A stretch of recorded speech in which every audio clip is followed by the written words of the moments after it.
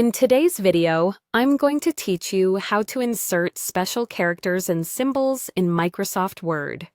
If you've ever needed a degree symbol, a copyright sign, or a Greek letter and weren't sure where to find it, this walkthrough will make it simple.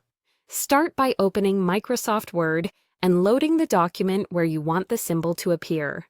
Place your cursor exactly where the symbol should go. This saves you from moving it later and ensures the character lands in the right spot the first time. Next, look toward the top of Word for the ribbon. Click the Insert tab to switch from your editing tools to options designed for adding content. In the Insert tab, find the section labeled Symbols. Click the symbol button there.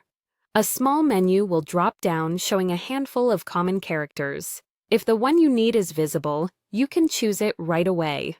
If not, click More Symbols at the bottom of that list to open the full symbol dialog box.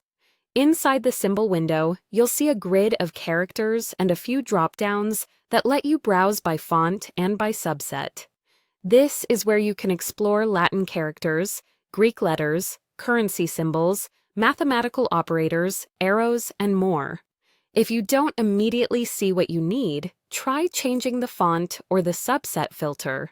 For example, many symbols live under subsets like Greek and Coptic, currency symbols, or mathematical operators. Take a moment to hover over items to confirm you've got the right character. When you find the symbol you want, click it once to highlight it. Double-check that your cursor is still where you want the symbol to go in your document. Then click Insert. The symbol will be placed at the cursor's location. If you need the same symbol multiple times, you can keep clicking Insert without closing the window. Each click adds another instance.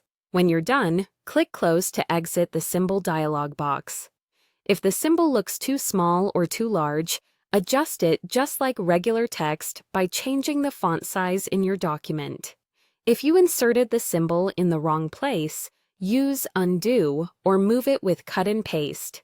Also, once you've used a symbol, it often appears in the recently used area of the symbol menu, making it quicker to grab next time. That's it. With these steps, you can reliably insert any special character you need, stay organized, and keep your document looking professional.